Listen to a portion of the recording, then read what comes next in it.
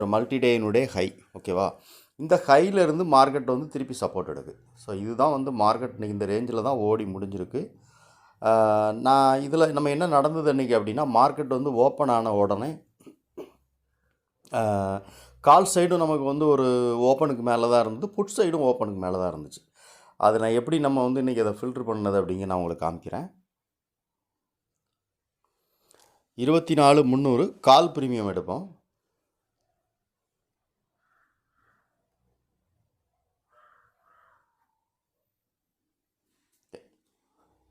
இதுதான் காலுடைய premium.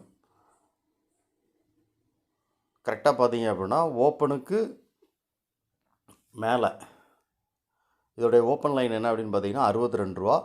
So ஓப்பனுக்கு மேலே previous close இது ஓப்பன் லைனு. ஒரு நிமிஷம். இது வந்து ப்ரீவியஸ் க்ளோஸ், இது ஓப்பன் லைன்.